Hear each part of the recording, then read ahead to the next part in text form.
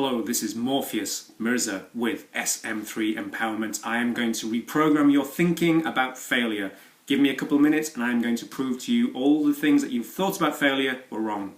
You see, we get told failure is a bad thing, and we get told this from our parents, from our teachers, from our friends, co-workers, family. Society kind of generally paints failure as being a bad thing. And because of that, people fail to even try because they don't want to fail. They don't want to feel bad. But if you look at history, history proves something completely different to us about failure.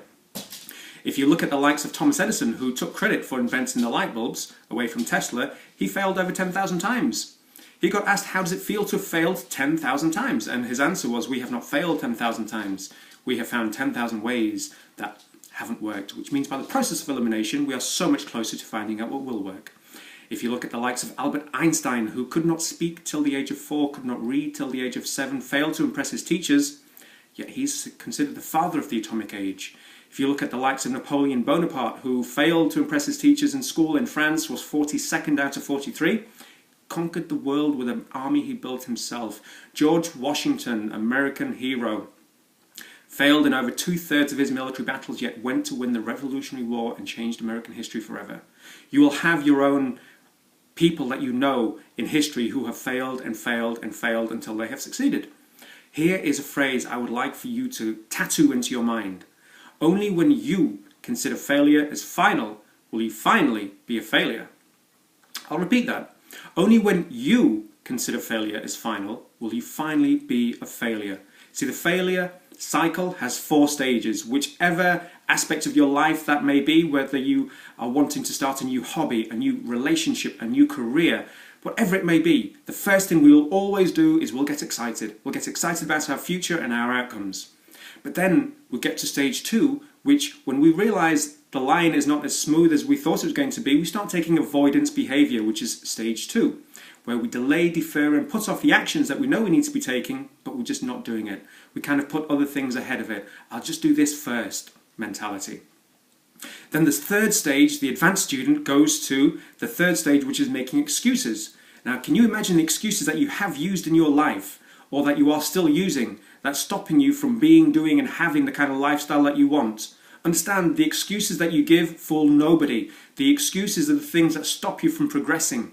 You're not fooling anybody apart from yourself. And then the fourth stage is the blame game. We blame others for our misfortunes. What kind of excuses do you hear people using?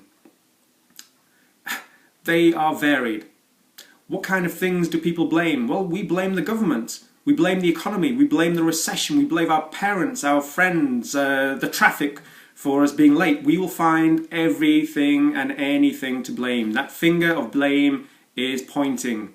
But you have to realize the finger that's pointing actually has 3 fingers pointing back at yourself. Now those should have the words tattooed on them, I am responsible. You see, how you react is your responsibility. You can't control things outside your external circumstances. You can control how you react. So, there's a story of 2 twins whose father was an alcoholic. And 20 years later, both twins were interviewed, and one was a successful business person. The other one spent most of his time watching Jeremy Kyle and just living off benefits. So the same question was asked to both twins. What is it that's made you succeed? Or what is it that's put you in this place in your life, And the first twin, who was a successful business person, said, my father was an alcoholic and that inspired me to take action, thinking that's not what I want to be. I wanted to be better than that. Same question asked to the second twin, and his response was the same. My father was an alcoholic, so I had no inspiration, and hence this is why I am the way I am. See, the circumstances didn't change. It's how they reacted that made the difference. So embrace your failures and your mistakes as a stepping stone that you need to make in order for you to succeed.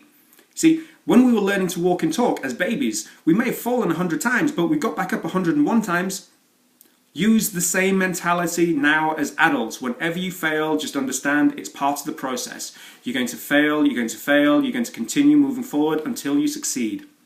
See, as adults, we have a fear of failure. We have a fear of success. We have a fear of intimacy. We have a fear of the unknown. We have the fear of commitment. We have the fear of so much. And because of this, we kind of give up. And we do this with our bodies, with our relationships, with our careers. I am saying to you, fail yourself forward. Failure is part of your success. Failure is the bridge to you succeeding. So, here's my Morpheus moment. I'm going to ask you, have I changed your opinions about failure? Have I encouraged you to fail a little bit more so hopefully you can get to the success that you want? Let me know. Shiraz, SM3 Empowerment, aka Morpheus.